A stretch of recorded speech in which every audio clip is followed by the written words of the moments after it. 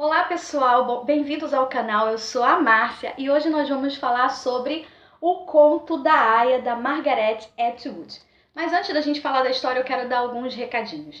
Bom, gente, para quem tá chegando agora no meu canal, esse é o meu terceiro vídeo, é um canal novo, ainda nem tem nome, né? E para quem já assistiu os meus dois últimos vídeos, devem estar se perguntando: Márcia, por que você ainda não fez um vídeo formalizando o canal com nome e tal? Então, gente, eu ainda não me programei. Eu queria primeiro colocar o canal no ar pra gente depois ir desenvolvendo, e eu espero contar com a ajuda de vocês para isso, para essa divulgação, para essa construção do canal.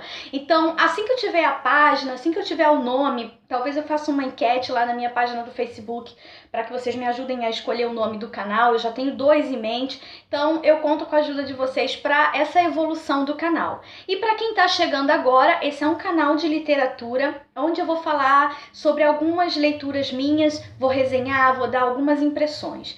E mais um recadinho também. Talvez eu use alguns termos aqui para você que está chegando agora, que está se familiarizando agora com a leitura, que não seja comum, mas eu também vou estar explicando esses termos para vocês. E a princípio, como a gente vai falar sobre esse livro, eu já vou trazer aqui um tema, um gênero literário diferente, com um nomezinho diferente, mas que vocês conhecem e eu vou estar explicando qual é. Bom, então vamos lá à história. Esse livro é um livro de gênero distópico, ou seja, distopia. Para quem não sabe, a distopia é o contrário da utopia. A utopia é algo muito bom, tão bom, que é inimaginável. A distopia é o contrário, é algo tão ruim que você não consegue imaginar. Pois bem, os mundos distópicos geralmente são assim, são mundos construídos futuramente com coisas muito ruins que talvez a gente nem conseguisse imaginar que existisse no nosso mundo. Então esse livro, ele se passa no mundo distópico, e vamos lá à história, que eu vou explicar um pouquinho mais para vocês sobre esse gênero. Vamos lá. Esse livro ele se passa no antigo Estados Unidos, que agora se tornou República de Gilead. E isso se passa porque um grupo de extremistas chamado Filhos de Jacó invadem o Congresso dos Estados Unidos, a Casa Branca, e matam todos os políticos de lá. E toda lei do mundo agora é regida pelo Antigo Testamento Bíblico. Ou seja, não existem mais leis, não existem mais justiça como a gente conhece hoje. É tudo baseado no Antigo Testamento, então é um mundo totalitarista e teocrático. Então, esses filhos de Jacó, eles se incumbem de matar todos os médicos e advogados do mundo, já que uma vez que você errou, você não pode ser julgado. Você simplesmente é morto para servir de exemplo para o restante das pessoas. Então, nessa República de Gilead, ainda tem uma característica muito forte. Esse mundo, ele se passa num local um mundo caótico, com muita doença, surto de sífilis, muita poluição, tudo ao extremo. Então, muitas dessas mulheres, elas estão se tornando estéreis, e poucas são as que conseguem dar à luz. E essas que conseguem, que são férteis, elas são sequestradas por esse grupo e elas passam a ser propriedade do governo. Gente, o que eu falo dessa leitura? Essa leitura é uma leitura que eu li com o ar preso do início até o fim. Pois é, porque se trata também, fala de um tema muito atual ultimamente, que é como que as mulheres são vistas na sociedade, né? Então, nessa sociedade de Gilead, essas mulheres que são férteis, elas são levadas para um centro, onde é feita uma lavagem cerebral. E elas são divididas por castas. E nesse centro somente ficam as mulheres que são férteis, que são chamadas de aias. Elas são treinadas e é feita uma lavagem cerebral somente para que elas sejam feitas para procriar. Isso aí, o objetivo das aias é procriar. Procriar para quem? Para a família do comandante, que são os manda-chuvas dessa República de Gilead. Esses comandantes são casados também com as esposas que são estéreis. Então, eles pegam essas aias para que elas procriem unicamente, exclusivamente para eles, para essa família. Nós temos também nessa casta de mulheres as Martas, que são aquelas mulheres designadas unicamente para cuidar da casa. Elas seriam o que hoje são para a gente as empregadas domésticas. E nós temos também as tias, que são incumbidas, são senhoras, né, que não procriam mais, que não tem mais como gerar filhos. Elas mesmas se designaram para poder fazer a lavagem cerebral nessas aias. Gente, esse livro ele se passa em primeira pessoa, ou seja, uma aia que vai contar essa história pra gente. E a gente vai ver todo o sofrimento dela, tudo que ela passou quando ela foi para casa desse comandante. Depois que elas são treinadas, né, que é feita essa lavagem cerebral, cada uma é designada para casa de um comandante. E elas não têm direito nem ao nome delas. Gente, as pessoas elas são proibidas de pensar. Até os pensamentos das pessoas são proibidos. Então essas aias elas andam em dupla. Mas não é para fazer amizade uma com a outra. Não, elas andam em dupla porque uma tem que vigiar a outra. E é uma total. Não sei nem como explicar, porque é uma coisa inimaginável, né?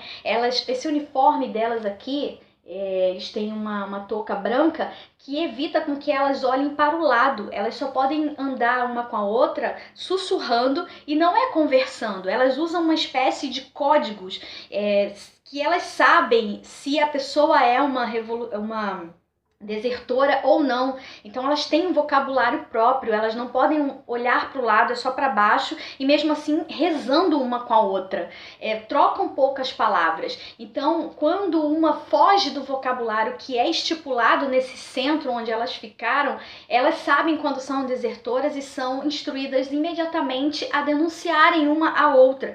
Então você não pode ter qualquer vínculo com as pessoas, você não pode conversar, você não pode ter contato. E o que eu achei mais assim sufocante nesse livro foi o momento que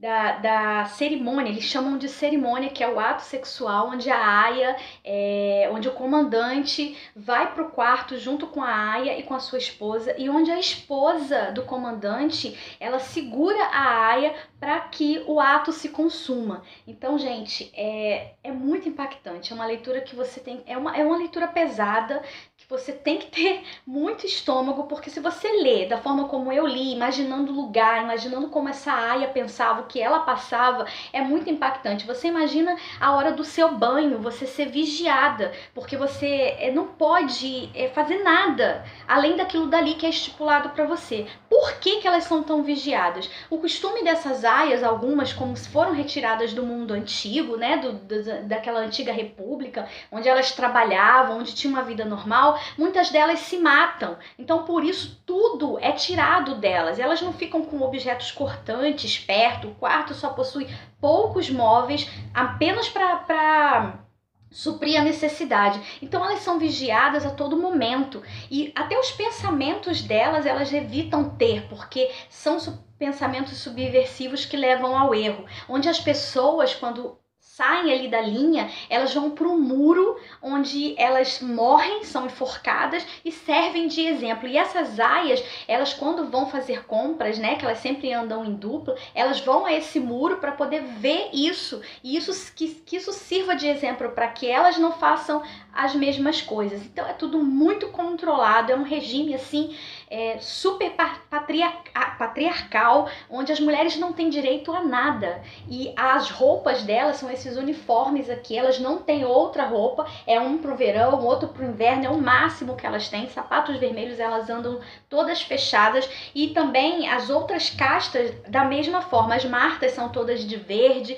então tem cores específicas que identificam cada casta, né? As esposas andam todas de azul, então é uma república muito controlada, muito fechada. E aí a gente vai ter essa aia que vai chegar na casa do seu comandante e vai passar por tudo isso, e ela vai relatar a vivência dela. Gente, é uma coisa assim tão absurda que ela não tem o que fazer no quarto dela. As janelas possuem vidros inquebráveis e não abre toda, então é uma coisa que ela não pode nem fugir. Ela fica ali sentada vendo o tempo passar, e aí sai, faz compra, então ela relata todo o dia ali naquele quarto, e quando ela sai com a outra aia para fazer compra.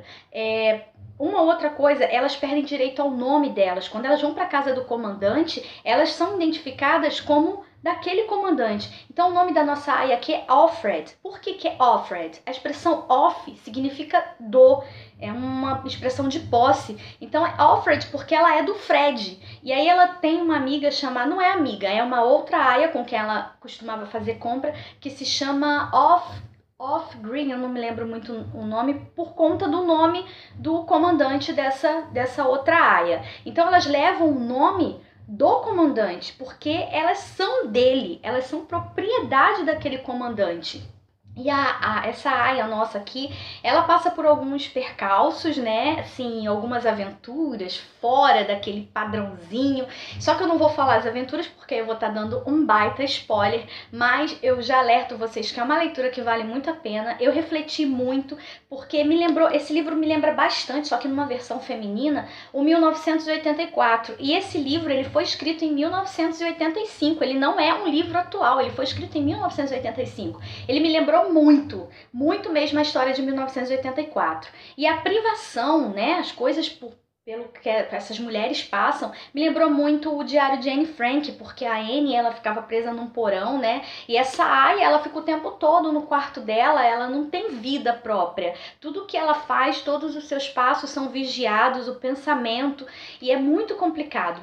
E ela vive naquela dúvida se há realmente uma saída, e ela vive também, ela consegue aqui viver um romance com um dos personagens da casa do comandante, só que ela fica meio se sentindo culpada, porque antes dela ser uma aia, ela tinha uma vida, e nessa vida que ela tinha um marido e ela tinha uma filha, e ela tá tão assim perturbada, tão privada da sua liberdade, que ela não sabe se ela tem o direito de amar, porque ela fica na dúvida se ela ainda ama o seu marido, se ela não ama, e fica aquela coisa assim, pensando de se isso pode acabar, se ela vai encontrar a filha dela. Então ela só vive, ela só consegue se manter nessa casa porque ela tem essa esperança de sair, de encontrar o seu marido, porque ela crê que ela tem dúvida, mas apesar dela ter dúvida, ela tem esperança de que ela encontre o seu marido e a sua filha. Então é o que consegue fazer com que ela consiga conviver ali e não se matar como outras aias fizeram. E a gente vai passar aí o tempo convivendo com as expectativas, com as esperanças, com as desventuras dessa nossa aia. O final desse livro eu acho que ficou um pouco assim, falta alguma coisa. Ele foi baseado numa série chamada The Handmaid's Tale. Na verdade não foi baseado porque esse livro foi escrito em 1985. Foi feita uma série a partir desse livro, né, que tá na HBO. Eu ainda não assisti a série, mas dizem que a série desvenda um pouco mais do final. Aqui a gente fica meio que pensando, e aí, como é que foi? O que será que aconteceu? Então o final pra mim ficou meio em aberto. Eu não vou falar como terminou, né? Mas ficou meio em aberto, mas já me falaram, eu já ouvi em outros vídeos que a série é muito bem produzida, é muito bem feita, é uma realidade do livro mesmo, só que tem aí um final um pouco diferente do livro. Então fica aí pra vocês a minha dica. É um livro que você lê assim, com a respiração presa. Estou com a respiração presa até agora, mas vale muito a pena. É um universo que eu não quero que aconteça, mas a gente observando um pouquinho, algumas coisinhas aqui, né, já acontecem, como por exemplo a barriga de aluguel. As aias, elas são meio como que uma barriga de aluguel, só que o contrário das barrigas de aluguéis que optam por isso, elas não têm essa escolha. Elas são obrigadas, ou elas procriam ou elas morrem, elas não têm opção. Então, se a gente parar para pensar, muitas das coisas desse livro já existem, não em situação assim extremas, mas se a gente for parar para observar, então é isso, por isso que eu li essa leitura de uma forma assim apreensiva, porque a gente fica se perguntando, a gente se faz essa pergunta. Gente, será que o nosso mundo vai chegar a esse ponto? Porque não é algo tão distópico assim. A gente vê que tem coisas que a Margaret escreveu de um mundo que já existia. Então a gente fica realmente tendo, é como se fosse uma leitura de terror mesmo, imaginar que esse mundo aqui possa vir algum dia acontecer. Então o que é mais apreensivo nessa leitura é isso, é imaginar que isso não está tão longe da nossa realidade. Então é um livro bastante reflexivo, vale muito a pena, não só para as mulheres, mas para os homens também, saberem da realidade que se passa aqui nesse livro. Essa é a minha dica de leitura. Espero que vocês leiam, que vocês se interessem pela história e que visitem mais os livros, né? Que o livro faça mais parte da vida de vocês. Se vocês gostaram desse vídeo, curtam, compartilhem, comentem. Pode ser que eu demore um pouquinho a responder aí os comentários, mas eu vou estar respondendo sim. Então vamos ajudar na divulgação do canal para que tenham mais leituras para vocês. Um beijo e até a próxima leitura!